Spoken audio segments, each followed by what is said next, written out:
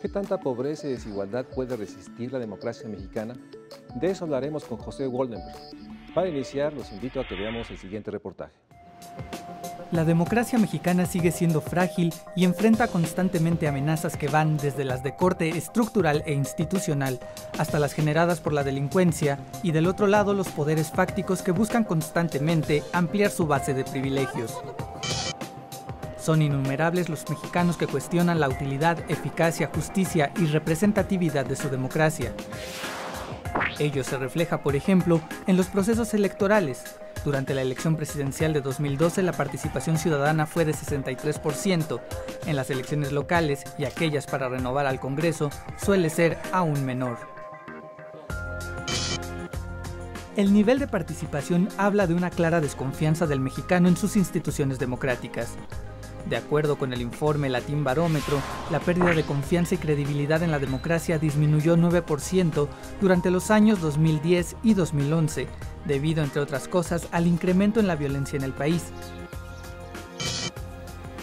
Pero la violencia no fue el único factor. 35% de los encuestados señaló que los bajos salarios y el desempleo son los principales obstáculos para la consolidación de la democracia. De acuerdo con el estudio, durante 2011 solamente 22% de la población percibía algún progreso en el país. El dato es relevante pues históricamente el progreso de un país se asocia a la efectividad de la democracia. Estas condiciones dan como resultado que los mexicanos tengan la percepción de que sus representantes populares, locales y federales actúan para beneficiar a grupos cercanos a sus intereses. Solo 22% de la población piensa que el gobierno y sus representantes actúan por el bien común. 78% de los mexicanos opina que el gobierno toma decisiones para beneficiar solamente a unos cuantos poderosos. Todas estas variables han generado desencanto entre la población en torno a su democracia, al grado que solamente 40% de los ciudadanos piense que la democracia es una forma de gobierno aceptable. Más de la mitad de los mexicanos no consideran a la democracia un modelo necesario. 14% prefiere un gobierno autoritario, mientras que un 36% declara que les da igual vivir bajo un gobierno democrático o una dictadura. Para 16% de los ciudadanos en los últimos años la democracia ha empeorado. Entre los obstáculos para que se consolide, 55% apunta al combate a la corrupción, 27% señala es necesario incrementar la justicia social, 36% propone incrementar la transparencia del Estado, 32% opina que lo más importante es incrementar la participación ciudadana, mientras que 22% asegura que hace falta fortalecer a los partidos políticos. Únicamente 5% de los encuestados dijo que la democracia es funcional y viable tal como está, por lo que es urgente hacer un llamado a renovar el diálogo político y a las instituciones a fin de darle permanencia y consolidación a un régimen de libertades que debe tener, sobre todas las cosas, la responsabilidad de garantizar todos los derechos humanos y sociales para todas las personas. La democracia es el tema fundamental para un México social. Por eso me da mucho gusto recibirte en el estudio, José, y que podamos hablar sobre la democracia. Hay una pregunta que creo que no se ha hecho suficientemente insistente. Es, ¿cuánta pobreza y desigualdad puede resistir la democracia mexicana? Sí, gracias por la invitación, Mario Luis, es un gusto estar contigo. En efecto, estás retomando una pregunta que se hacía el informe sobre la democracia que el Programa para el Desarrollo de las Naciones Unidas presentó hace ya algunos años, que era una pregunta más que pertinente. ¿En qué marco se hacía esta pregunta? En primerísimo lugar, era un informe que daba una buena noticia para el continente. De 18 países analizados, en los 18 se había dejado atrás aquella época donde prevalecieron juntas militares, autoritarismos de diferente tipo, y en todos podríamos hablar de democracias o restablecidas o nuevas, donde se recreaba la pluralidad, se ejercían las libertades, había elecciones, fenómenos de alternancia, equilibrios en los poderes públicos, es decir, esa era la buena noticia. Y sin embargo, el propio Programa de Naciones Unidas para el Desarrollo decía, estamos detectando un malestar muy fuerte en nuestros países, y un malestar que hoy se expresa en la democracia y que esperemos no se convierta en un malestar con la democracia. Y entonces ellos ponían sobre la mesa cuáles eran los nutrientes de este malestar. Y uno muy destacado, muy importante, era el que tú has señalado. Es decir, en América Latina somos países oceánicamente desiguales, en donde las franjas de pobreza son enormes. Y por supuesto que si esta situación no se revierte, el malestar tiende a ir creciendo. En el caso particular de México, creo incluso que existe una enorme paradoja. Durante el largo periodo del autoritarismo mexicano, la economía creció y creció a tasas muy importantes. Y aunque sus frutos nunca se distribuyeron de manera igualitaria, sí servía para que los hijos pudieran vivir mejor que los padres. Sin embargo, en esta ola democratizadora, digamos de 82 a la fecha, la economía no ha crecido con suficiencia. Y eso hace que en las expectativas de muchas familias, los hijos vayan a vivir peor que los padres. Y este es un disruptivo enorme, porque el deterioro en las condiciones materiales de vida, pues es uno de los insumos más fuertes del malestar. De tal suerte que aunque la pregunta no se puede contestar de manera rotunda, es decir, cuánta pobreza y cuánta desigualdad puede soportar la reproducción democrática, creo que lo que sí es muy importante es prender el foco de alerta para señalar que este es un factor que sin duda interviene de manera importantísima en el aprecio o no que la gente tenga al sistema democrático. Si eso es así, ¿por qué esta enorme disección en términos de no pensar la democracia en términos de la garantía de los derechos sociales? Se ha avanzado mucho, tú has sido actor fundamental en tratar de mejorar los procesos democráticos, sobre todo electorales, pero sigue habiendo esta resistencia de no ser este vínculo. La erosión de la democracia viene principalmente, a mi juicio, por la pobreza, la exclusión, la discriminación, una sensación de incertidumbre que crece. Esta reticencia de asociar esas dos esferas, ¿viene de dónde? ¿Por qué se sostiene y por qué no hay este vínculo? No sé de dónde venga, pero si no logramos tender puentes entre ambas, por supuesto que vamos a seguir, o se va a seguir degradando la germinal democracia mexicana. Para decirlo de otra manera, ahora acudo a otra fuente, ya no al PNUD, sino a la CEPAL. La CEPAL, creo que con la misma preocupación, puso sobre la mesa el tema de la cohesión social. Sí. Decía, ¿cómo las sociedades de América Latina pueden construir un nosotros incluyente? ¿Por qué? Porque nuestras sociedades parecen un archipiélago en donde existen clases, grupos, tribus, con escasos puentes de comunicación y sobre todo con escasos puentes de identificación. De tal suerte que al no existir ese nosotros incluyente, pues los temas de la solidaridad, del trabajo conjunto, de los compromisos, pues son muy débiles. Y entonces tenemos más que un tejido social, sigamos con esta metáfora, pues una especie de sociedad desmadejada, en donde cada quien ve para su santo. Yo creo que el gran tema de México, y el gran tema de muchos de los países de América Latina, es cómo desde una democracia germinal somos capaces de construir una sociedad más cohesionada, una sociedad menos desigual, menos polarizada, porque esa podrá ser la base para la reproducción de un sistema democrático. Y en eso está la otra gran dimensión, los mercados. Esta construcción de que entre más mercado habrá más bienestar está generando también esta fragmentación, esta individualización, esta ruptura de la interdependencia, que finalmente se manifiesta en una pérdida del nosotros, en el sentido de que participar en lo que sea, no se diga en una jornada electoral, sigue siendo un ejercicio totalmente inútil o no necesario para muchos porque no se sienten representados. En ese sentido, esta construcción de qué es el mercado, el instrumento para generar mayor bienestar, también está incidiendo en esta percepción, digamos, de individualismo que no logra construir un nosotros. ¿Cómo la democracia está interactuando con este mercado, que cada vez parece ser un mercado que avasalla todas las esferas del humano? Bueno, es que si bien el mercado es eficiente para asignar recursos, el mercado es ciego. Y dejar a la inercia de los mercados, la asignación de esos recursos, a lo que nos lleva normalmente es a que los más poderosos se beneficien más y que los más débiles vayan quedando rezagados. Es precisamente la necesidad de buscar una articulación entre el Estado y el mercado venturosa lo que nos puede sacar de esa inercia.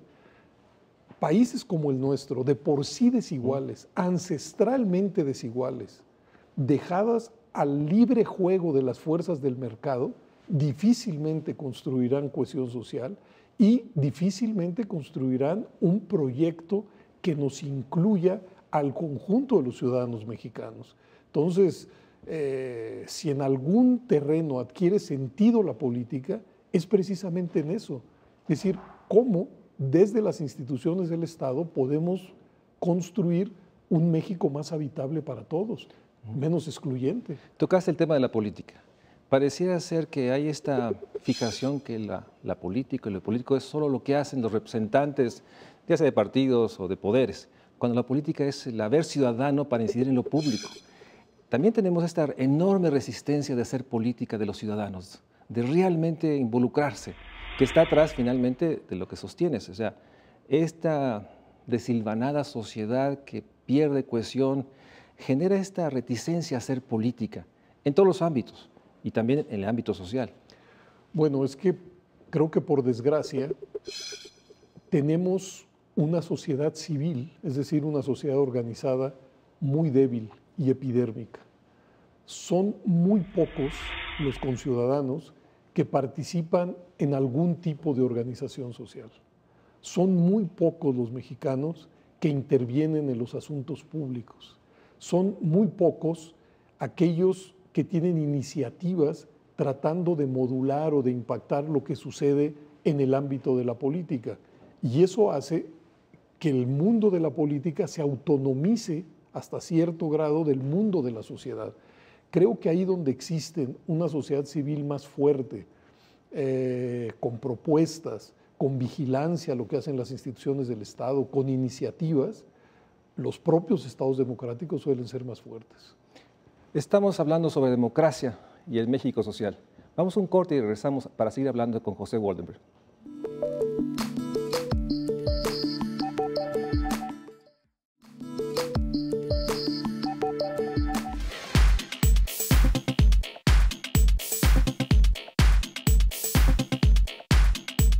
Hoy en día México es muchísimo más democrático que en el pasado.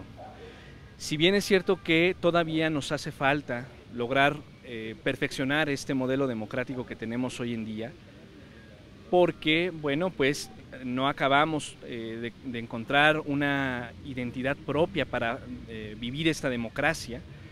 Todavía le falta mucho, porque todavía hay mucha tranza y hacen lo que ellos quieren. El gobierno hace lo que se le da la gana, la verdad. Nosotros no tenemos ni voz ni voto. Creo que hemos avanzado, ¿no? De cómo estábamos hace muchos años, pero no sé si es una especie como de democracia hechiza, porque pues hay juegos de poder, hay partidos. México no tiene democracia por tanta corrupción, delincuencia, por los políticos, por los gobernantes. Aquí no hay ninguna democracia, todo está planeado y arreglado para la conveniencia de ellos. Puede la gente decir que hay democracia, pero en realidad no se aplica en todos los lugares, nada más para algunos sectores, digamos. Pues yo creo que México es un país demócrata, ¿sí? Democrático. En nuestro, pues porque yo he votado y han respetado el voto que yo he emitido. Está concentrado el poder y las decisiones sobre una parte de la población y no en todas. Como ves, José, hay gente que sostiene que tenemos un avance democrático. Otros subrayan, y es realidad, la corrupción como un elemento que erosiona la confianza en todos. Y por otra parte, hay una noción de que la democracia no se manifiesta en todas partes, que hay espacios donde está cooptado por los poderosos, déjame hablar de esta manera, en términos de grupos que logran imponer sus ideas sobre los otros, usando la democracia incluso. En ese sentido, tu apreciación en términos de lo que está atrás, esta ciudadanía, yo tengo la impresión de que a veces damos por sentado que ahí está y que simplemente es la necesidad que el Estado se abra. Yo creo que también tenemos un problema de ciudadanía. Lo que dice el informe de PNUD, una ciudadanía blanda, una ciudadanía que ejerce parcialmente sus derechos. El tema central es cómo logramos construir ciudadanía, porque como se ha dicho y lo has mencionado tú también, la ciudadanía se construye, no se nace con ella. ¿Cómo construimos ciudadanía? ¿Y qué papel tiene ahí la política social? A ver, son dos grandes temas que están ligados, pero creo que son distintos. Uno es la percepción de la gente sobre lo que es el régimen político mexicano y otro, el tema de la construcción de ciudadanía. No me gustaría dejar de hacer un comentario sobre las entrevistas que acabamos de oír, porque creo que son muy elocuentes, son muy ricas, expresan pues la percepción de muchas personas en relación al régimen de gobierno que tenemos hoy en México. Y yo creo que aquí también tenemos un déficit. Tenemos un déficit de comprensión de lo que es la democracia y tenemos un déficit de comprensión de lo que sucedió en México en las últimas décadas. A mí me llamaba mucho la atención de la encuesta última de Latinobarómetro que en el caso mexicano, la mitad de las personas encuestadas decían que podía haber democracia sin partidos y que podía haber democracia sin Congreso. ¿Qué me dice eso a mí? Que hay una incomprensión muy profunda de lo que es la democracia. La democracia es un régimen de gobierno que intenta que la diversidad política que existe en un determinado país pueda expresarse, pueda recrearse, pueda contender de manera pacífica, institucional y con la participación de la gente. Eso es la democracia. Y la democracia tiene muchas calidades, pero a veces tengo la impresión que en la imaginación de muchas personas la democracia es una especie de Edén, una especie de sociedad reconciliada donde no existen conflictos, no existen problemas y entonces, pues por supuesto, eso no es ningún régimen de gobierno. Pero además creo que no hemos sido capaces de socializar lo que pasó en México en las últimas décadas. Y digo que me parece preocupante porque las nuevas realidades contrastadas con las viejas están ahí. ¿Qué había en México, digamos, en los años 70, 80? Pues la hegemonía de un partido político. Teníamos elecciones no competidas. Todos los espacios de la representación, o la inmensa mayoría, estaban ocupados por personas de un solo partido político. En aquellos años el Congreso no era un contrapeso al presidente de la República. En aquellos años la Suprema Corte de Justicia en materia política era prácticamente un cero a la izquierda, no gravitaba en ese terreno. ¿Qué tenemos hoy? Hoy tenemos una pluralidad de partidos, elecciones competidas, fenómenos de alternancia, ejercicio de las libertades de manera más profunda a como se hacía en el pasado. Tenemos que otros poderes constitucionales, el legislativo, el judicial, sí son contrapesos del presidente de la República. Tenemos gobernadores de 3, 4 partidos distintos, presidentes municipales de 7 partidos distintos. Es decir, todo el mundo de la representación cambió y cambió de manera muy radical. Y sin embargo, eso tampoco hemos podido, digamos, socializarlo. Entonces, hay un déficit de comprensión de lo que es la democracia y hay un déficit también de comprensión del proceso que hemos vivido. Por supuesto, la democracia es un régimen de gobierno. ¿Está acompañado de fenómenos de corrupción? Sí. ¿Está acompañado hoy en nuestro país de concentración de poder? Sí. ¿Está acompañado de concentración de poder, de poderes fácticos que en muchos momentos actúan incluso por encima de las normas y los poderes constitucionales? Sí. Pero una cosa no desmiente lo otro. Digamos, esta sería la agenda de déficits que tiene este germinal sistema democrático. Pero puede ser, déjame interrumpirte ahí, que esta incomprensión tiene que ver con la percepción de exclusión, de no tener garantizados los derechos. Finalmente la gente no percibe, más allá de, lo decían, de ejercer su voto, que hay una noción de que hoy sí hay un sistema electoral que garantiza cierta equidad en la participación, con todas las discusiones que hay en medio. Pero la gente no percibe realmente, sobre todo esta generación, había un comentario de una joven, ¿no? Se sienten sin las oportunidades, tú lo mencionas al principio. Entonces puede ser que esta incomprensión también tiene que ver con esta noción de que la democracia o vivir en democracia no está garantizando el acceso a los derechos, no solo a los políticos, a los civiles, sobre todo a los sociales.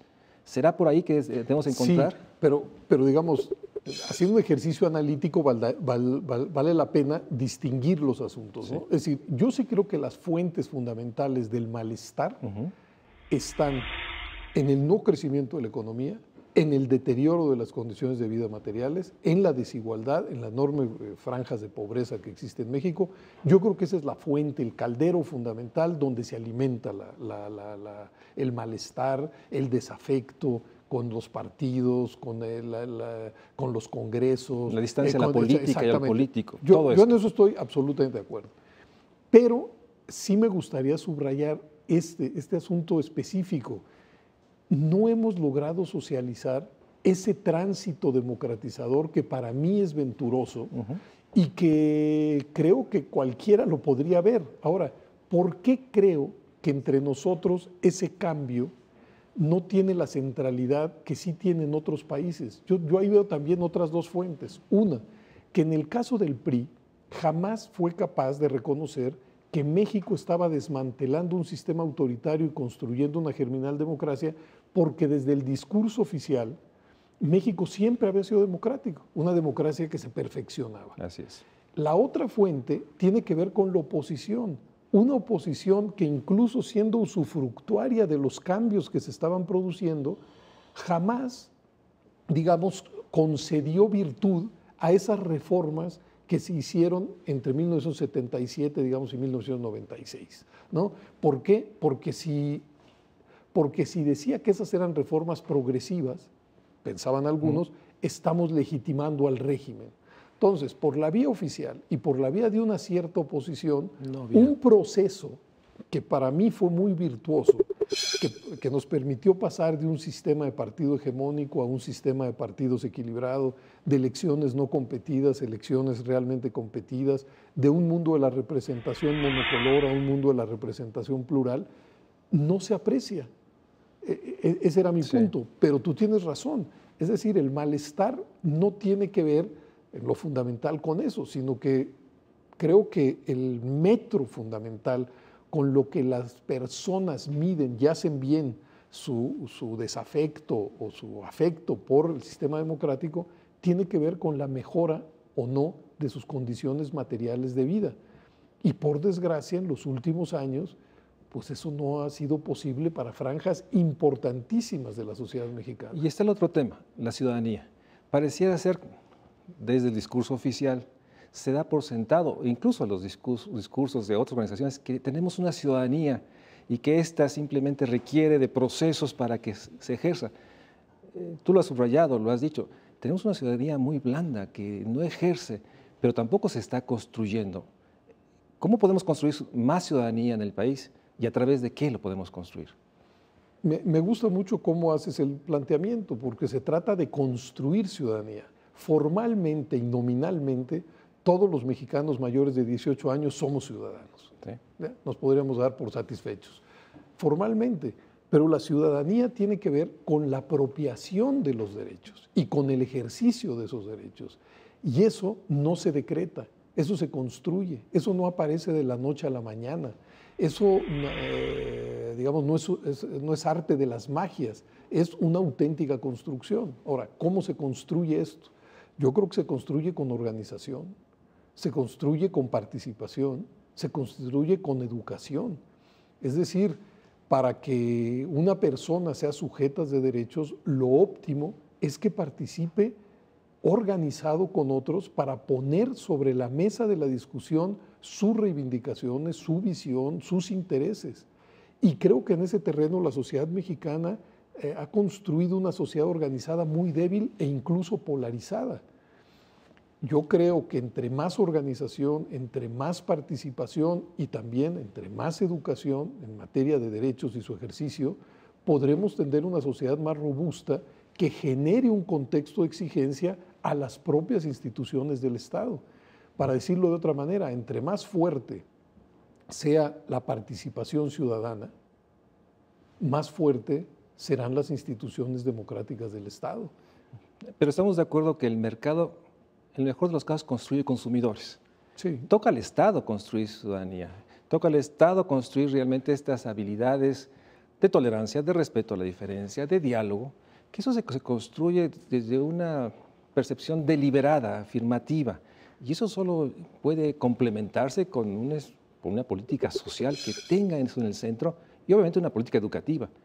Creo que en ese sentido ese es uno de los grandes faltantes, esa noción de que la construcción ciudadana requiere de más Estado. ¿Estarías de acuerdo? Sí, la construcción de ciudadanía debe verse desde el Estado, pero también desde la sociedad. Sí. Es decir, los propios agrupamientos de trabajadores del campo, de la ciudad, los estudiantes, incluso los consumidores y los grupos de interés, digamos, hemos visto en los últimos años que surgen organizaciones interesadas en la defensa de los recursos naturales, organizaciones feministas, organizaciones gays, organizaciones de defensa de los derechos humanos. Bueno, todo eso también va generando un contexto de exigencia a las instituciones estatales y va generando ciudadanía. Quienes participan en estas organizaciones intentan y logran apropiarse de una serie de derechos, aparecen en el mundo del debate público con diagnósticos, con propuestas, y esto va robusteciendo esa trama social en donde, creo que es donde se construyen los auténticos ciudadanos. Vamos a un corte, estamos hablando sobre ciudadanía y derechos sociales, la necesidad de que México social requiere una construcción deliberada de los ciudadanos. Vamos a un corte y regresamos para seguir hablando en el estudio de México Social.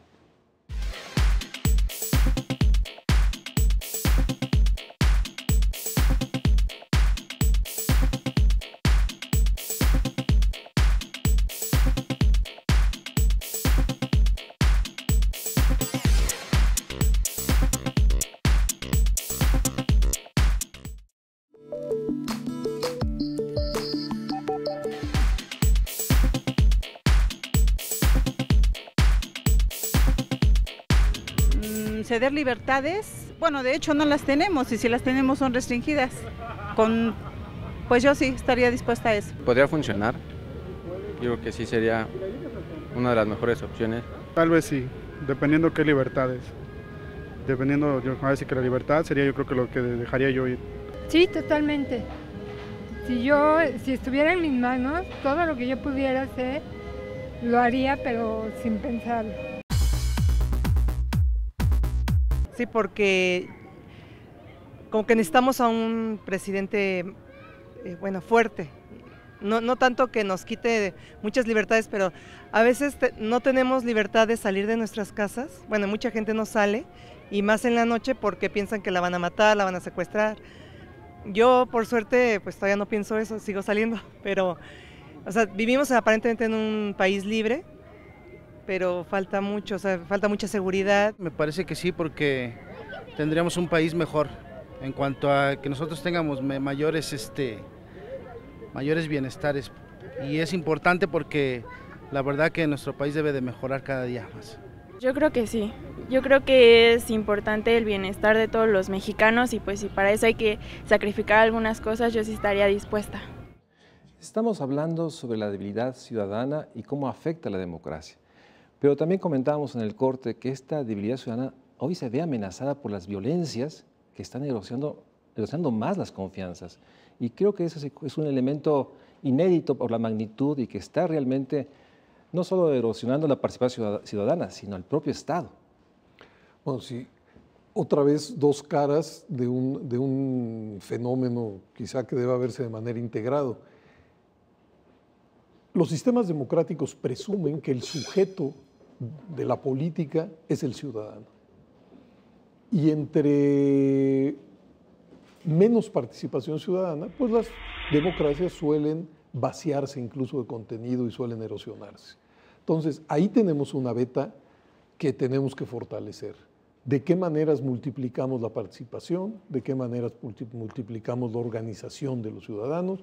¿Y de qué manera logramos que los puentes entre sociedad e instituciones estatales sean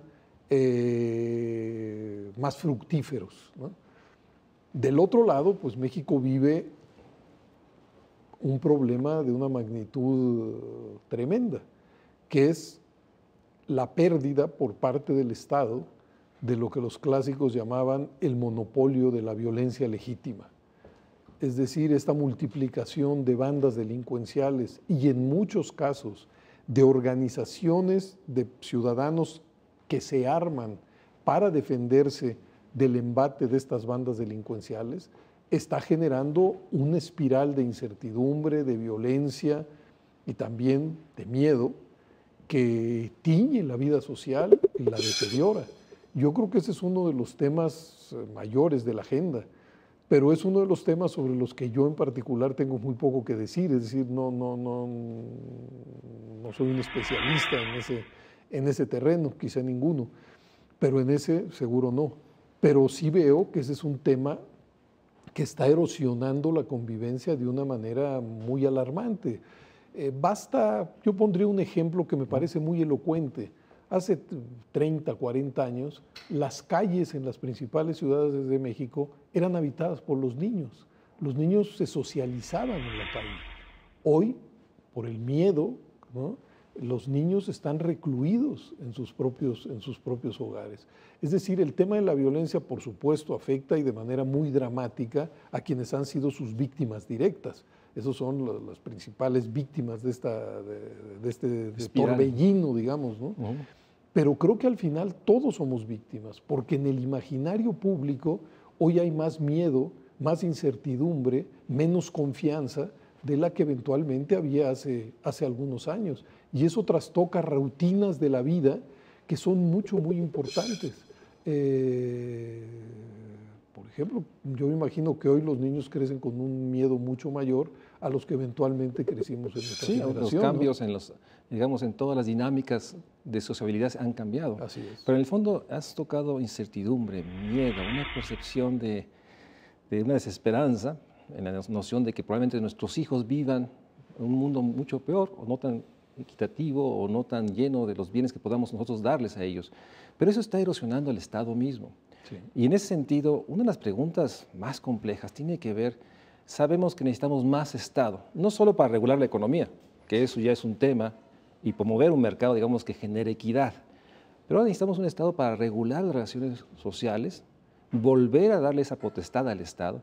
Entonces queda la pregunta, ¿cómo construir un Estado en un ambiente de incertidumbre, de miedo, de ruptura de la interdependencia, en el cual propiamente no hay este deliberado ejercicio de construir una sociedad civil organizada, y por otra parte, esta también se ve inhibida por la violencia y la falta de recursos? Entonces, uno de los temas más complejos es que necesitamos más Estado, pero no tenemos realmente un proceso claro que nos diga cómo se construye un Estado que logre recuperar credibilidad, legitimidad, garantizando derechos, eficacia, eficiencia, que logre ser realmente transparente. Sí, tú lo has dicho, no creo tener la respuesta, pero por supuesto necesitamos más y mejor Estado. Y en ese sentido se requieren una serie de reformas específicas para cada uno de los puntos. Es decir, no hay una especie de varita mágica que de la noche a la mañana va a transformar nuestras instituciones públicas en otras instituciones públicas. Entonces, creo que para cada uno de los asuntos se requieren diagnósticos y propuestas específicas. Por ejemplo, porque fue un tema que pusiste sobre la mesa, la transparencia. Yo creo que en materia de transparencia hoy somos mucho más transparentes que en el pasado. Sin duda. Mucho más. ¿Por qué? Porque durante muchos años se entendió que la información pública se manejaba de manera privada y de manera discrecional. Gracias a una reforma que estableció algo que puede sonar una perogrullada, pero que han necesitado establecer, que era que la información pública es pública y que cualquier ciudadano puede y debe tener acceso a ella, pues se desató una ola de demanda de información por parte de una gran cantidad de ciudadanos. Y cuando estas instituciones públicas no respondían, pues este ciudadano puede ir al Instituto Federal de Acceso a la Información. Y bueno, los números que da el IFAI son muy espectaculares. Es decir, cada año se presentan decenas de miles de solicitudes de información. Es decir, poco a poco muchos ciudadanos se apropian de este derecho, lo ejercen y logran esa información. Bueno, ahí hubo una política, digamos, certera. Estableció un marco normativo, creó una institución y presupuso que había la necesidad para mucha gente de poder acceder a la información pública. Y hasta donde vamos, yo creo que esa fue una política que ha dado buenos resultados, ¿no? Bueno, en cada uno de los temas, claro, hay temas mucho más complicados. Por ejemplo, ¿cómo hacemos de este país un país menos desigual y más equitativo? Que yo creo que ese es el problema de problemas de México. Digamos que ese es el problema toral, fundamental. La falla estructural, ¿lo nombraste alguna vez? La falla estructural, digamos, de México. Bueno, para acercarnos a ese horizonte, pues se requieren políticas fiscales distintas a las que tenemos hoy. Sin ser tampoco un experto en la materia, creo que el sentido común nos dice que en materia fiscal, quienes más ganan, más tienen que pagar, no solamente en términos absolutos, sino en términos relativos. Es decir, tenemos que tener una fiscalidad progresiva. Luego, tenemos que tener un gasto, ¿no?, y una inversión por parte del Estado con sentido y con ese horizonte de ir creando digamos, una sociedad menos desigual. Y de ciudadanos que porten sus derechos. Y luego, por ejemplo, pues quizá los dos grandes sistemas que pueden generar una cierta igualación, que es educación y salud. En México logró, por ejemplo, una cobertura en primaria y en secundaria nada despreciable. Ahora los problemas de la educación están más en la calidad que en la cobertura. Y en materia de salud, pues sigue habiendo mucho que hacer, ¿no? Es decir, para que todo mexicano pueda tener acceso a la misma. Y yo creo que en estos procesos se va construyendo ciudadanía, pero creo que hay que subrayar que los propios ciudadanos pueden ponerse en acto para demandar y poner sus agendas en el terreno de la deliberación pública. Por ejemplo, hay ahora una reforma a la Constitución que abre paso a la iniciativa popular en materia de reformas legislativas. Todavía no se reglamenta, está en la Constitución, pero se requiere llevarlo a la ley. Bueno, ese puede ser eventualmente un instrumento muy interesante para que grupos de ciudadanos organizados llenen el requisito legal, no recuerdo cuál es el requisito legal para que esa iniciativa entre a ser deliberada en el Congreso, pero sobre todo para movilizar en relación a un determinado objetivo, pues a franjas importantes de la población. Yo creo que quien participa, hace política, se organiza, va entendiendo cuál es el sentido de la ciudadanía. Esa es la mejor vía.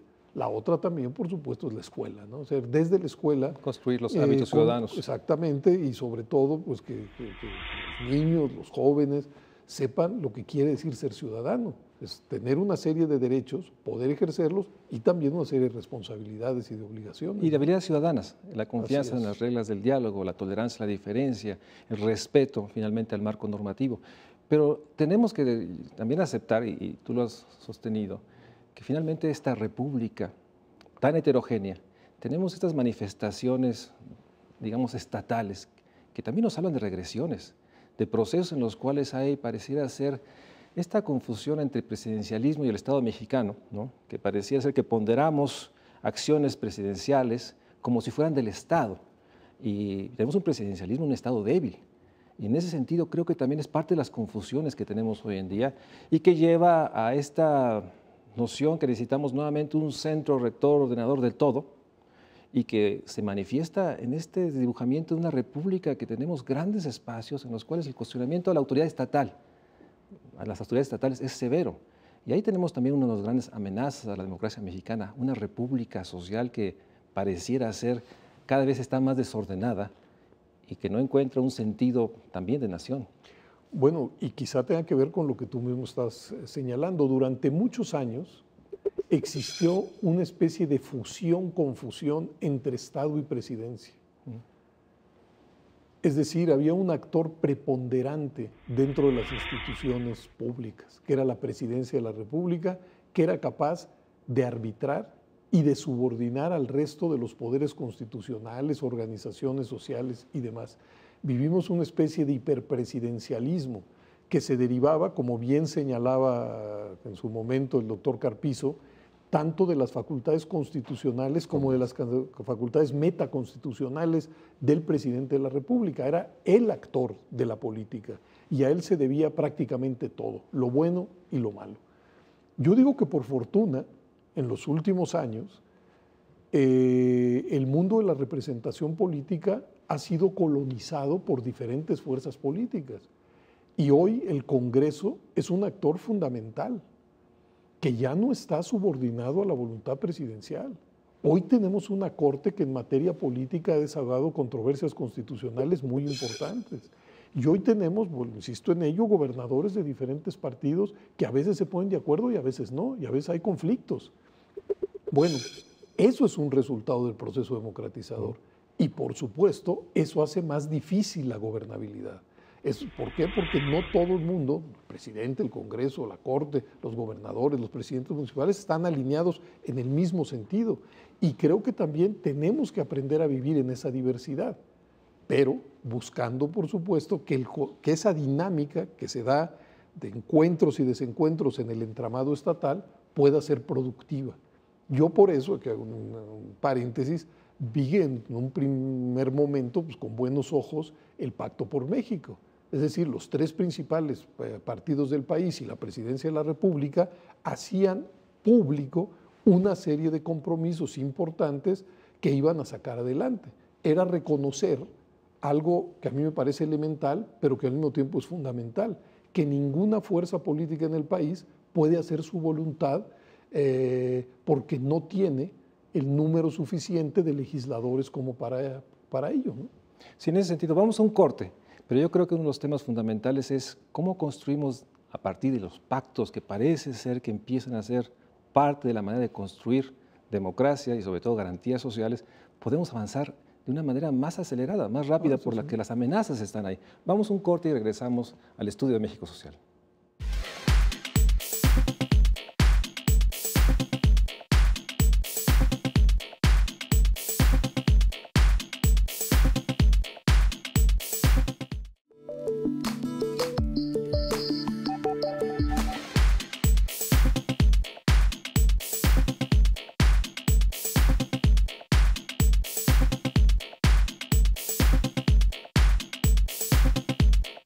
Mucha gente piensa que es posible, están dispuestos ante ciertas seguridades de ciertos consumos, accesos mínimos a bienestar. Yo creo que esto es un asunto alarmante y muy preocupante, porque ves distintos rostros, jóvenes, gente un poco más grande, esta noción de que la democracia realmente puede ser sacrificada. Sí, es desolador esta mini encuesta al azar.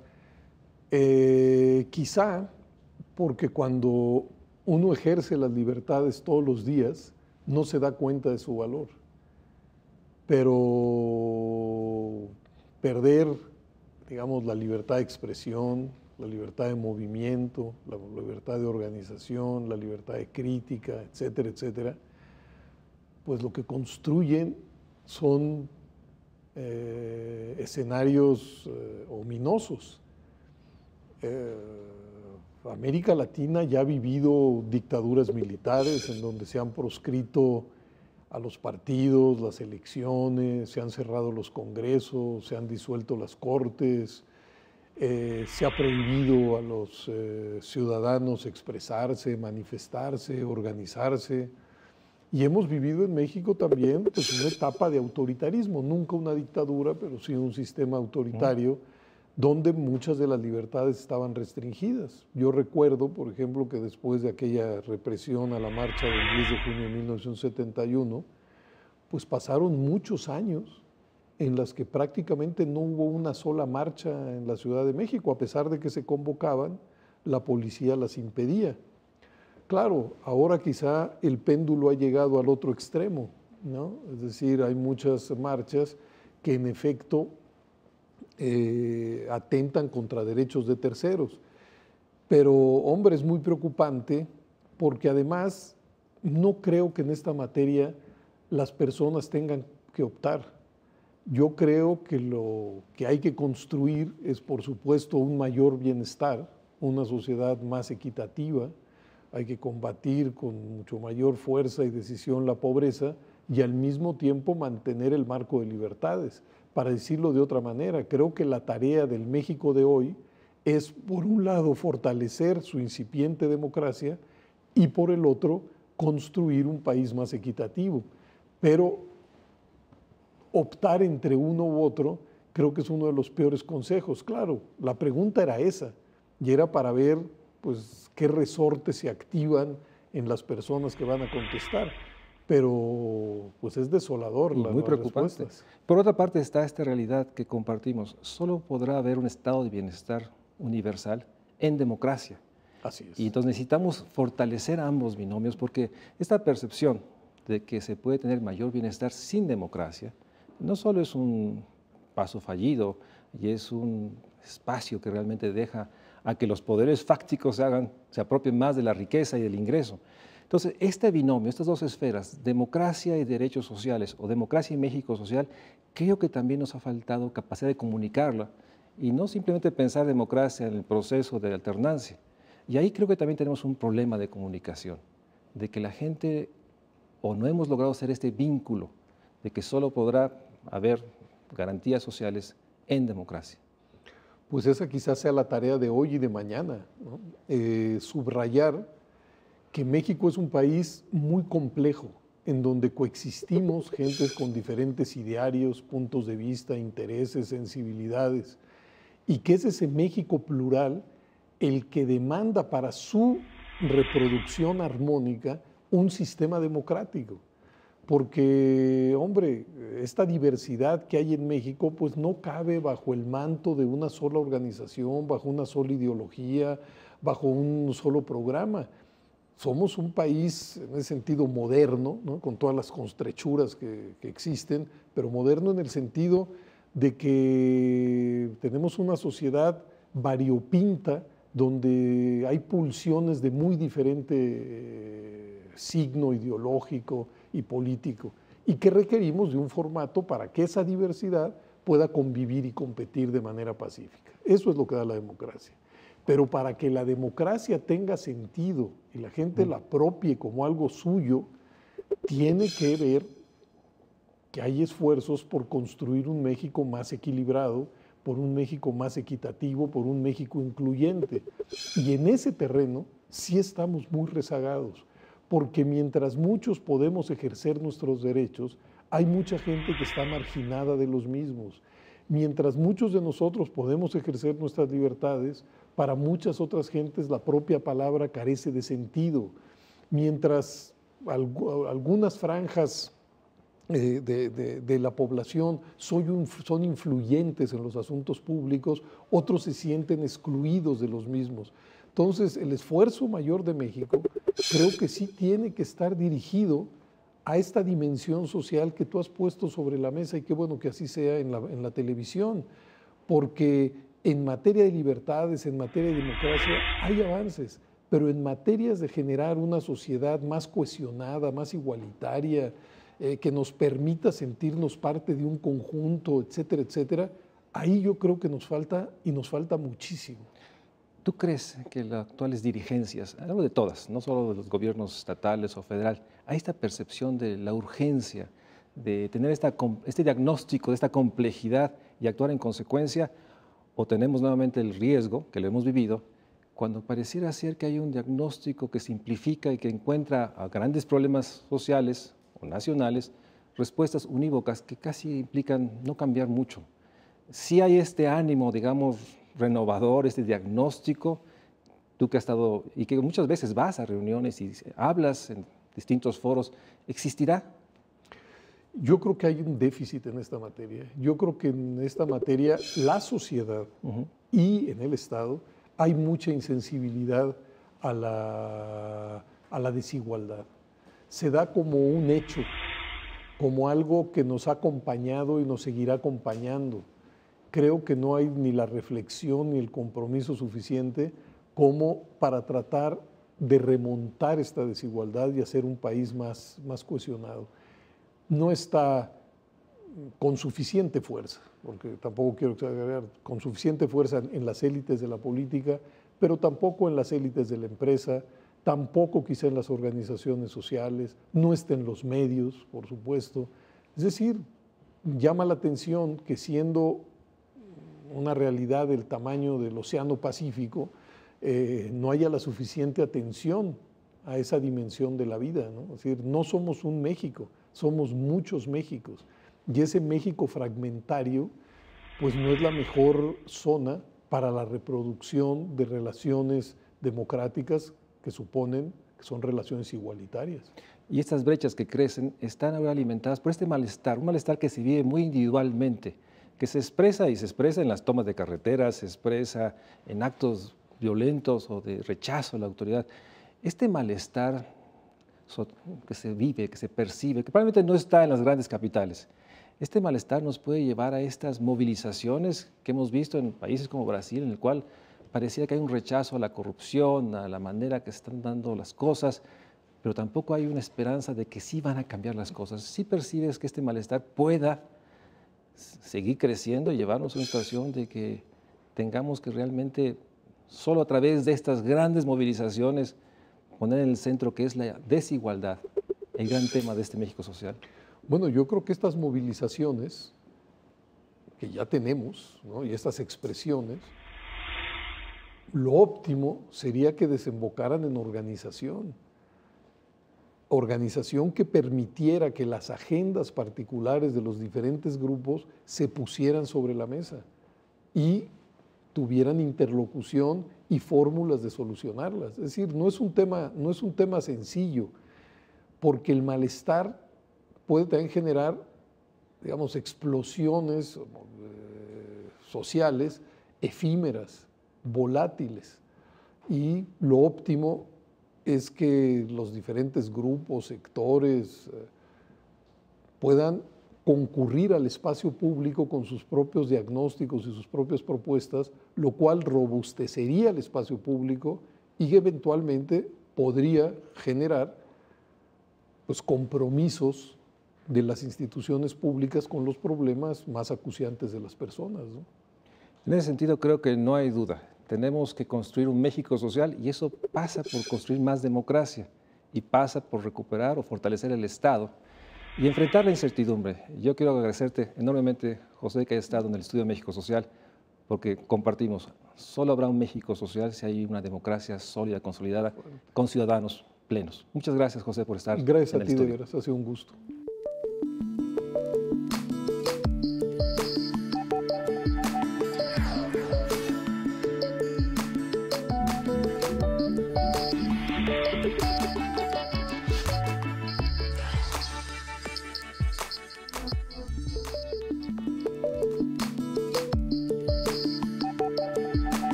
Thank you.